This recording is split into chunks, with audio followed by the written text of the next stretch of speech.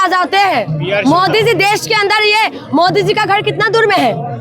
ये है पार्लियामेंट और यहाँ है मोदी प्रधानमंत्री का आवास। वहाँ से यहाँ से कितना दूर है? यहाँ पर दिखाई नहीं दे रहा देश का युवा रोड पे है। दिखाई नहीं दे रहा कि देश का हालत पूरी तरीके से, जो युवा का अगर हालत ऐसा रहेगा तो आप बताइए कि देश कहाँ जा रहा है? ये बीजेपी वालों का है ना, और मोदी जी का पूरी तरीके से ये बीजेपी वाले जो है पूरी तरीके से अटकाने भटकाने लटकाने का काम करते हैं। इनकी गाड़ी का 4 इंडिकेटर ऑन रहते हैं, लोगों को कंफ्यूज कर देते हैं।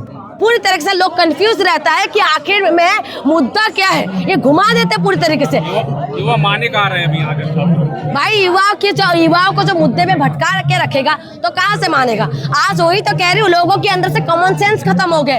लोगों को जो है पेपर लीक नहीं दिखाई दे रहे, रोजगार नहीं दिखाई दे रहे, राम मंदिर में चोरी नहीं दिखाई दे रहा है, महिलाओं के साथ बलात्कार नहीं दिखाई दे रहा है, जो है स्मार्ट सिटी नहीं दिखाई दे रहा है, लोगों को जो रोड नहीं दिखाई दे रहे, गाड़ियाँ खराब हो रहा है वो नहीं दिखाई दे रहा है, हाँ जल जंगल जमीन जो है खत्म हो रहा है वो नहीं दिखाई दे रहा है। मजबूत हो रही वो तो दिखाई दे रहा है। कौन? मैं? कौन मजबूत हो रहा है? कौन मजबूत हो रहा है? हिंदू मजबूत हो रहा है। अच्छा, देश मजबूत हो रहा है। कितना मजबूत हो रहा है ना, देश के अंदर से है ना, महिला को नंगा करके घुमा दिया है। ये मजबूती है, ये मजबूती है देश के अंदर, ये देश के अंदर मजबूती है। और देश के अंदर ये मजबूती है कि आज देश का युवा रोड पे है। देश के अंदर ये मजबूती है, आज रोड लोगों जो है कॉकरोच बनने के लिए तैयार हो गए। देश के अंदर ये मजबूती है, शिक्षक घुटनों पे रगड़ रगड़ के जो है नौकरी मांगने के लिए मजबूर है। देश के अंदर ये मजबूती है कि आदिवासी गले में फांसी का फंदा लगा के प्रोटेस्ट करने के लिए मजबूर है। आज देश के अंदर जो है पानी में सीता बना के लेट लेट के आंदोलन करने के लिए मजबूर है। ये देश का विकास है, ऐसा विकास हमें नहीं चाहिए। देश के अंदर ऐसा विकास हो रहा है कि महिला का गर्भाशय तक निकाल दिया गया है, ये मजबूती हो रहा है। ऐसा मजबूती हमें नहीं चाहिए, ऐसा मजबूती हमें नहीं चाहिए। हम लोगों को देश के अंदर विकास चाहिए, हमें अंदर जो है देशों का युवाओं का हालत अच्छा चाहिए। आज बताइए सोनम वांगचुक जी का अगर कुछ भी हो जाए तो नुकसान इस देश का है। मोदी जी को कोई फर्क नहीं पड़ते, मोदी जी का मंत्री को कोई फर्क नहीं पड़ेगा, इस देश नुकसान भोगेगा।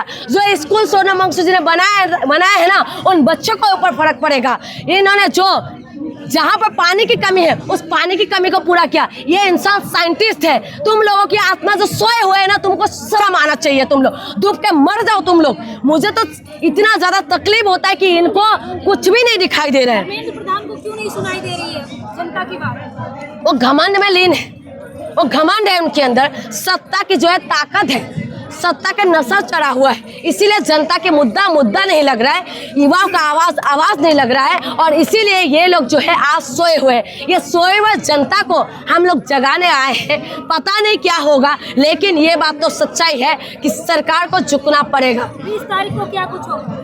20 तारीख को हम लोग आगे बढ़ेंगे।